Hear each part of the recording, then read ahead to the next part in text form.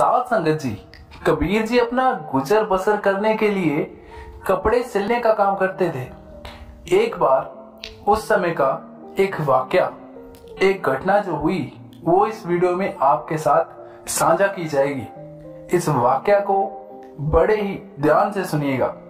तो हुआ ये कि कबीर जी के पास एक धनवान सेठ का पुत्र आया।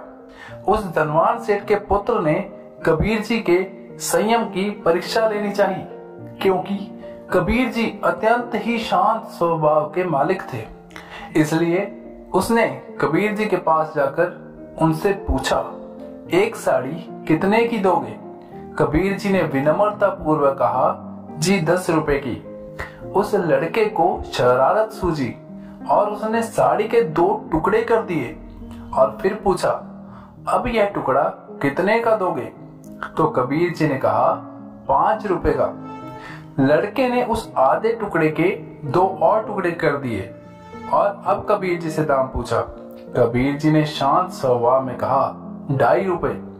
और वह लड़का कबीर जी के सामने उन्हें चिढ़ाने के लिए कपड़े के अनेकों टुकड़े करता चला गया और अंत में बोला, मुझे यह साड़ी नहीं चाहिए, यह टुकड़े मेरे किसी काम के नहीं।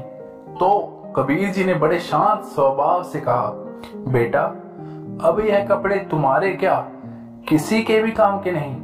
यह सुनकर वह लड़का शर्मिंदा हो गया और उसने कबीर जी से साड़ी की रकम लेने के लिए कहा। लेकिन कबीर जी ने जवाब दिया कि जब आपने कपड़ा खरीदा ही नहीं तो पैसे किस बात के। यह सुनकर उस धनवान लड़के ने कहा, आपको जो घाटा हुआ है उसे पूरा करने के लिए मैं ये रकम आपको दे रहा हूँ। तो कबीर जी ने कहा कि आप यह घाटा कभी भी पूरा नहीं कर सकते। जरा सोचो, कैसे किसान ने कपास को पैदा किया, फिर उस कपास को काटा गया और फिर कपड़ा बनाकर उसे रंग चढ़ाया गया। यह सारी मेहनत तभी सफल हो सकती थी अगर उस साड़ी को कोई पहनता, लेकिन तुमने साड़ी के टुकड़े टुकड़े कर दिए। अब यह घाटा पैसों से पूरा नहीं हो सकता। वह लड़का शर्मिंदा होकर कबीर जी के चरणों में गिर गया और माफी मांगने लगा। कबीर जी ने उस लड़के को ऊपर उठाया और कहा, बेटा, अगर मैं तुमसे पैसे ले लेता तो मेरे नुकसान की भरपाई हो जाती, लेकिन आपका जीवन ऐसे ही पैसे के अहंकार में गुजर जाता।